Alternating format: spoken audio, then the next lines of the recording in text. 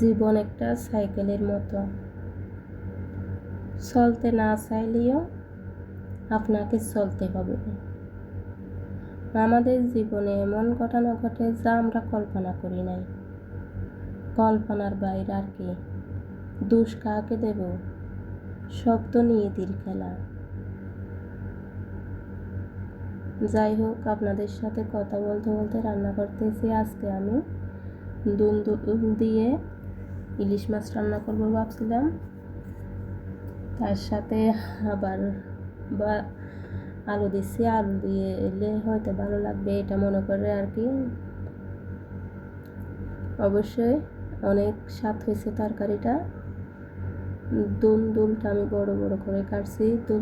দুল তো এমনি রান্না করলে সিমে যায় আর কি, এই জন্য আমি আলুটা আগে থেকে কষিয়ে ফেলছি। আর এখন দুল দিয়ে একটু কষিয়ে ফেলবো। দুল আমার অনেক ভালো লাগে খেতে। জানি না, ইলিশ মাছ দিয়ে রান্না করলে বেসিক্যালি বেশি ভালো লাগে আর কি। আমি দুল আর আলু আরও অনেকক্ষণ ধরে কষাই, তারপরে মাছটা দেব। একেবারে জল দেওয়ার পরে মাছ দেব আর কি।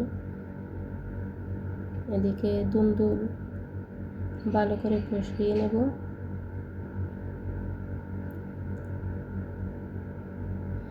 ইলিশ মাছের মধ্যে এমনিতে মশলা দেওয়া যায় না, মশলা দিলে আরও ভালো লাগে না আর কি।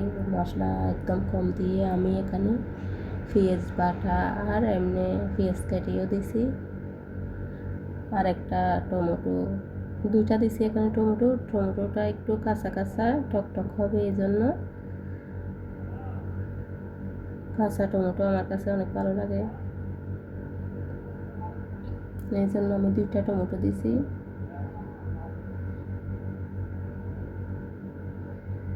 এখন অনেকক্ষণ ধরে কষিয়ে নিয়েছি, তো দেখতে পাচ্ছেন দুল আর আলু টমেটো অনেকক্ষণ ধরে কষিয়ে নেওয়ার পরে এবার আমি পরিমাণ মতো জল দিয়ে দেবো।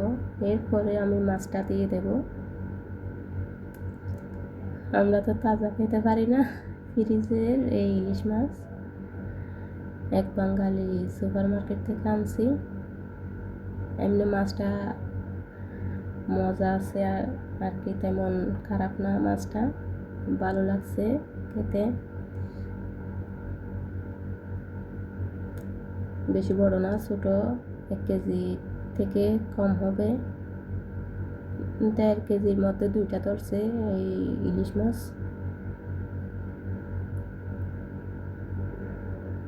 তো এদিকে আমার মাছের তরকারি হয়ে গেছে। দুল আরও আমি ঝোলটা একটু কমিয়ে ফেলবো এখান থেকে দুলের। এই তো